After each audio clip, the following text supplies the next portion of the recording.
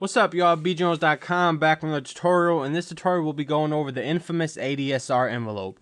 Now, the ADSR envelope is basically just a volume envelope. It is something that you'll find in any VST. I loaded up this little graphic as the background just so you guys can get a better idea of what I'm talking about. Now, ADSR stands for attack, decay, sustain, and release. I, for some reason, have a tendency to call it the ASDR envelope. For some reason, in my brain, that just flows a lot better. But when I say ASDR envelope, I'm actually talking about the ADSR envelope. So let's take a look at what each function does and just get you guys familiar with it.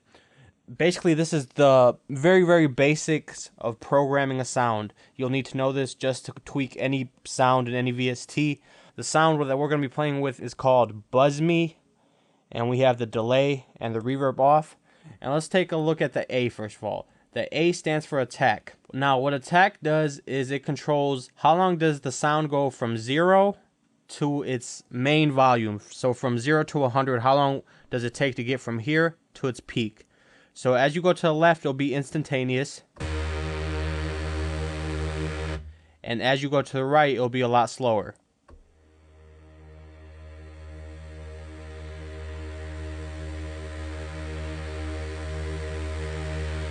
Okay, so basically just the fade into the main level of the sound.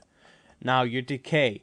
The decay basically controls how long does it take to get from this peak right here down to the sustain. The decay and the sustain go hand in hand.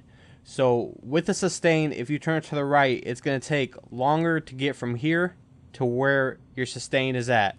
And your sustain basically controls how loud your sound will be after a certain point. If you go to the left, let's demonstrate the sustain first, so then I can demonstrate the decay. If you go to the left, it'll go to the top of the sound, and then as it decays to the sustain, it'll get a lot lower. So let's take a listen to that.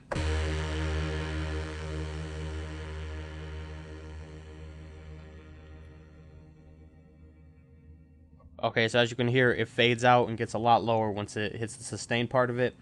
And as you go to the right, it'll play at full volume as long as you're holding the note.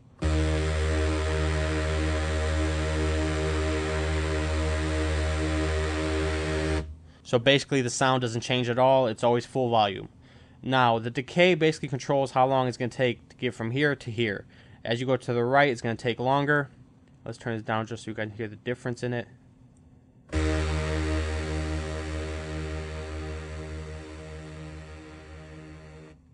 And if you go all the way to the left, it's pretty much instantaneous. So it's right at the sustain level now.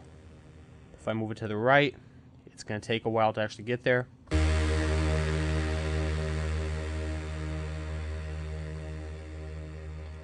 And then you have your release.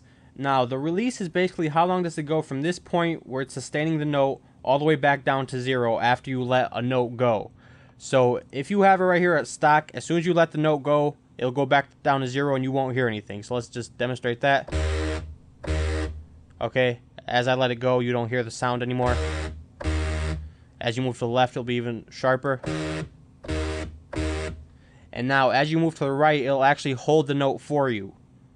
So it'll take a while to get to 0. So let's demonstrate that. I'm going to be hitting a short note. Actually, I'll just demonstrate it by going to the piano roll. Same note. Let's go with this. Okay. Now, with the release all the way to the left, let's take a listen to it.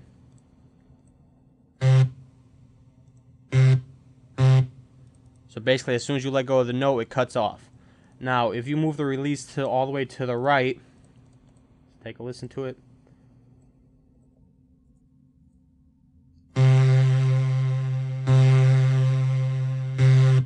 You see how it leaves kind of a trail and takes a while for it to go back down to 0. So this is kind of cool if you want to play just, let's say, short chords and you want it to kind of fade out.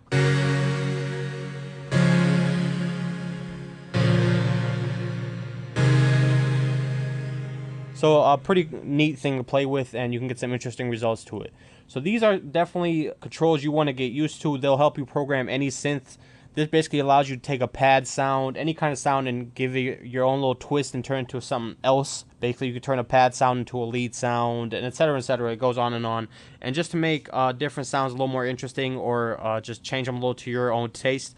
So get familiar with them. They're in every VST. The only difference is in other VSTs, like right here, they're labeled ATK, Attack, DC, Decay, SUS, sustain, REL, release. Now, in other VSTs, they might just be labeled as ADSR, and you'll know what those stand for now. So get familiar with these. Definitely a good thing to know and something that you should be familiar with. So I hope you guys picked up some information and really learned something.